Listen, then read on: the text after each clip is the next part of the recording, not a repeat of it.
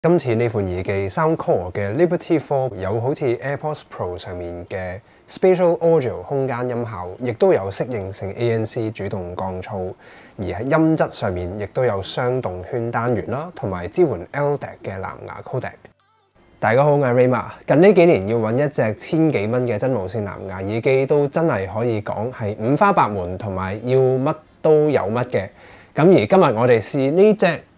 Soundcore by Anker 嘅 Liberty 4耳機，就可以講係可能係咁多款即係千幾蚊耳機入面，佢嘅功能 Apps 嘅軟件操作係功能好豐富、最完善嘅啦。同埋佢喺音質上面，同一開始我哋都講到佢有雙動圈單元，亦都有埋 LDAC 嘅藍牙傳送 Codec 支援，同埋呢隻耳機仲有6個收音咪添。咁所以呢隻耳機嘅通話效果、Apps 嘅操作功能同埋聲音嘅輸出，亦都係好期待。好，咁首先外觀設計方面，今次 Soundcore 嘅 Liberty 4耳機有2隻色，咁分別有白同黑色。2隻色都係用磨砂 matte 面嘅設計，咁呢個 matte finish 比較似 eggshell 或者好硬嘅一種物料啊，而佢唔容易黐指紋，同埋佢唔使特別去保養去小心用。咁因為磨砂面相對刮花嘅機會咧，比起反光鏡面就少一啲。咁另外呢款充電盒係用咗推蓋嘅設計，咁推蓋嘅好處係佢推開咗之後，咁無論我幾大力定係唔同任意角度去揈，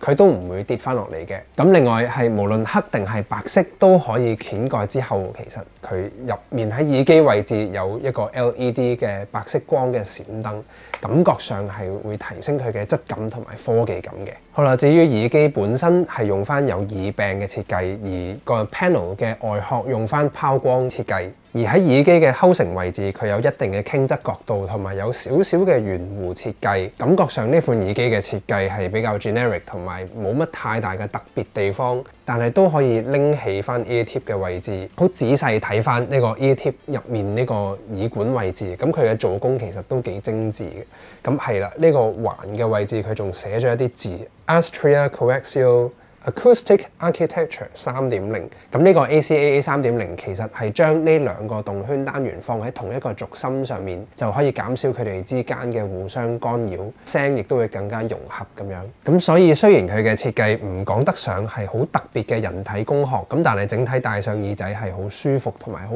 貼實我嘅耳窩，因為佢好圓弧嘅設計同埋都有傾側角度，我唔會感覺到好明顯嘅耳機硬住耳骨或者唔舒服嘅情況。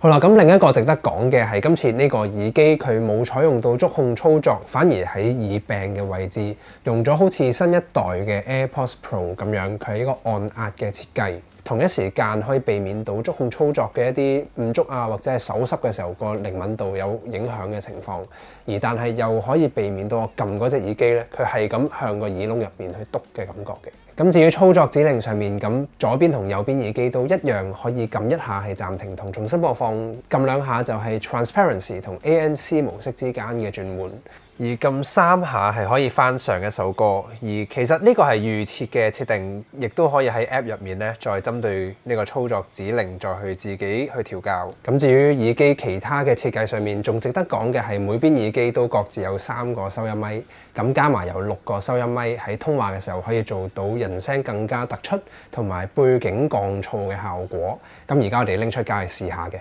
係 Soundcore 嘅 Liberty 4耳機嘅真實通話效果。咁而家我喺尖東呢度，咁啱今日都真係好大風，而家應該都聽到嘅。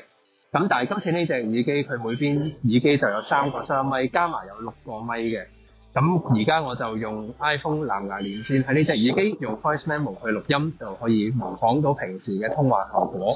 咁我之後都有聽過啦。咁其實而家咁大風嘅情況之下，其實佢都係可以有靠前同埋清嘅人聲，同埋佢嘅人聲收音咧係相對大聲嘅。咁所以喺講電話嘅時候，佢就唔會有太多潛水啊，或者把聲好遠嘅感覺嘅。好啦，咁最後喺耳機上面仲有一個距離感應器，咁呢隻耳機同樣可以支援擺上耳仔自動播歌，擺翻落嚟自動暫停，呢啲係啦體感操作。好啦，跟住我哋睇嘅係 Apps 嘅應用程式操作。咁安裝翻呢個 Anker 嘅 Soundcore 嘅應用程式，咁喺主界面好多嘢都大同小異嘅，咁包括有埋即係 ANC 同埋通透模式嘅切換，或者乜都唔開，咁但係呢度係見到 Hear ID 嘅 ANC，咁呢個其實係適應性嘅 ANC 嚟嘅。喺界面呢度撳入去，其實可以做到一個屬於我嘅 profile，佢會 analyse 翻我嘅耳道嘅形狀啊，或者係聽歌嘅時候嘅一啲漏音，或者係其他嘅一啲狀況啦，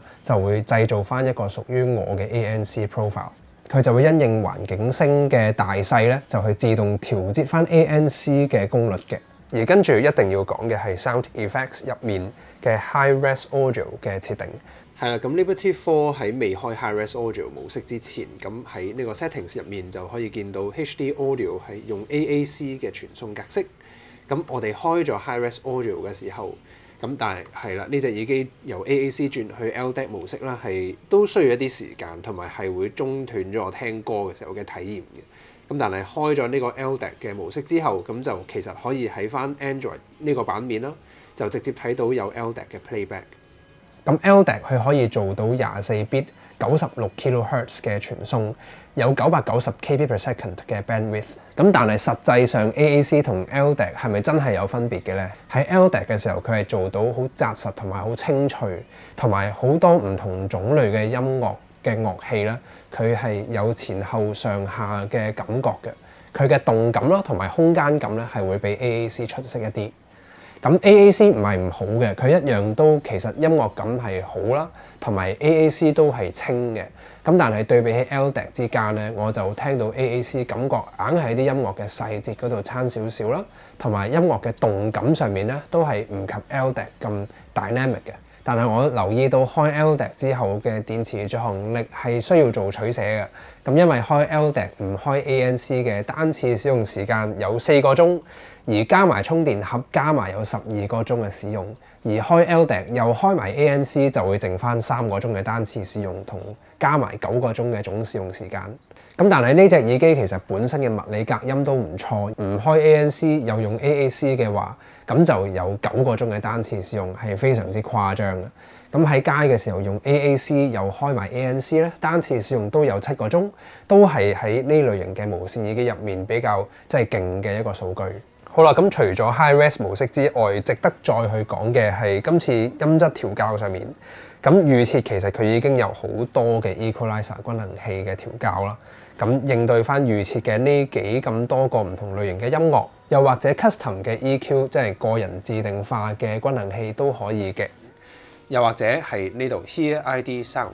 咁呢個就係呢隻耳機同埋 software 測試咗我耳仔之後俾我嘅 Equalizer。咁我亦都可以再試多一次先。佢要喺一個靜嘅環境嗰度去做測試啦。係啦，佢而家就出咗一啲高頻聲，咁佢就問我聽唔聽到嘅。咁我聽到。而咁我今次測試我全部聲都聽到晒喎，咁佢就會有個好平嘅 Equalizer 啦。係啦，完咗啱個測試之後，仲有第二 part 嘅，咁佢就 A、B 係啦，兩個聲邊個覺得好聽啲同埋啱自己嘅口味咁樣。哦，呢個調音咧就會冷聲調啲，多少少高音；呢個聲調就會暖聲調啲啦，收翻少少高音嘅。係啦，咁呢個就係綜合咗我耳仔對唔同聲頻嘅靈敏度啦，同埋我自己聽歌習慣、我嘅喜好，加埋之後俾我嘅一條 EQ 嘅 curve。咁最後仲有 Spatial Audio 呢個功能都真係有啲似 AirPods Pro 上面嘅 Spatial Audio。咁佢仲有分 Fixed 同埋 Head Tracking 兩個模式嘅。Head Tracking 就係啦，類似 AirPods Pro 咁樣，佢會將手機或者係個 tablet 啦，就預設做咗呢個音源嘅輸出。咁然之後咧，戴咗耳仔之後，佢有一個比較立體嘅聲場。咁跟住我擰個頭啦，佢都會追蹤翻個 audio source， 好似就喺電話呢邊發出嚟嘅。咁我自己嘅聽感就係 Music Mode， 佢開咗之後聲場會比起乜都唔開會再廣闊咗，立體感係會大咗㗎。而 Movie Mode 佢就會將個聲場拉到再闊再空曠啦。咁但係我自己就覺得始終佢係一個數碼或者虛擬出嚟嘅模式，佢唔係一個真正嘅後置喇叭，或者唔係一個真正嘅多喇叭石輯。咁佢嘅聲聽出嚟，個人感覺係難免會 artificial 人工嘅感覺啦，未必係真實嘅一個好似 Dolby Atmos 咁樣嘅立體聲效果嘅。咁但係有呢個功能，入手咗呢隻耳機之後都可以玩下，咁佢幾得意嘅。咁仲有最後一個好得意嘅功能喺 SoundCall Wellness 呢度，喺呢隻 app 入面登入咗自己嘅帳號之後，其實佢係可以記錄我嘅心跳。咁我而家嘅心跳咧係71，幾得意嘅功能。好啦，咁講到呢隻耳機最重要嘅部分係佢嘅音質輸出，分別有6mm 同埋9.2mm 兩個動圈單元，而喺響應頻率上面做到20Hz 去到40 kHz。咁整體嚟講，呢款耳機俾我嘅聽感係佢嘅調音聲底係比較偏冷聲調少少，同埋佢會比較強調重低音，同埋真係非常之清晰嘅高音。反而中音咧，佢係壓低咗少少，咁所以成個耳機聽起嚟佢嘅 dynamic 嘅感覺咧係比較刺激激烈少少嘅聲音嚟嘅。咁而喺我聽 pop music 同埋 EDM 嘅時候，就留意到佢嘅9.2mm 大動圈單元啦。咁佢都可以提供到好澎湃同埋好大力嘅低音，特別係呢隻耳機嘅調音，佢都幾着重重低音。咁但係同時間可能因為雙單元嘅設計，佢嘅高音咧又好清晰嘅。咁特別聽 EDM 咁樣比較複雜嘅音樂，或者有重低音，但係同一時間又有好多高音細節嘅音樂咧，咁呢隻耳機俾我感覺就係低音好沉實而大力，而高音咧佢亦都係好高嘅。而喺 latency 現時針對打機方面嘅應用，咁我而家其實開咗 LDAC 嘅模式嘅。嗱，而家我就刪翻 Hi-Res Audio， 用 AAC 嘅連線睇下個 latency 有冇分別。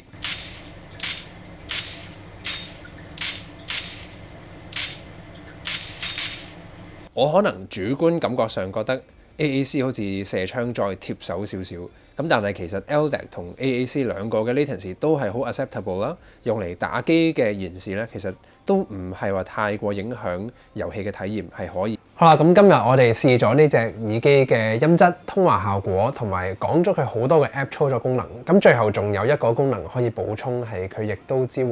multi-point connection， 就係多點連線。咁同一時間連到兩部機，我試過用 iPhone 同埋 Android 同一時間連都 OK 嘅。但係開咗多點連線模式之後，佢就唔可以同一時間開 Hi-Res 嘅 LDAC 模式。好啦，咁今日關於呢隻 SoundCall 嘅 Liberty 4耳機嘅講解，大概就去到呢度啦。咁呢隻耳機我嘅感覺就係佢嘅充電盒定係耳機嘅設計同埋用料上面都未必係太過特別出眾或者係好精品嘅導向嘅，但係反而佢有 LDAC 嘅藍牙傳送同埋佢嘅雙單元啦，佢可以做到重而大力嘅低音，又有好清晰嘅高音，音樂係好清同埋分析力好強勁啦，而仲有佢好 personalization 係好多嘅。佢嘅音色調校啦，同埋音樂嘅模式都可以喺 App 入面有好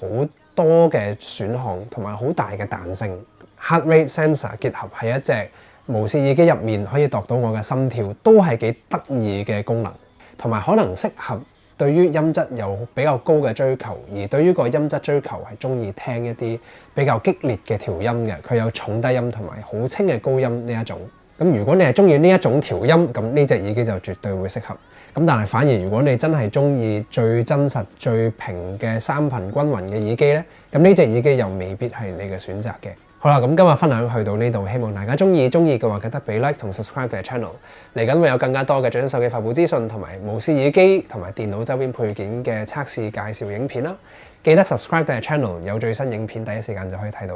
希望大家中意今次呢條片，下次再見。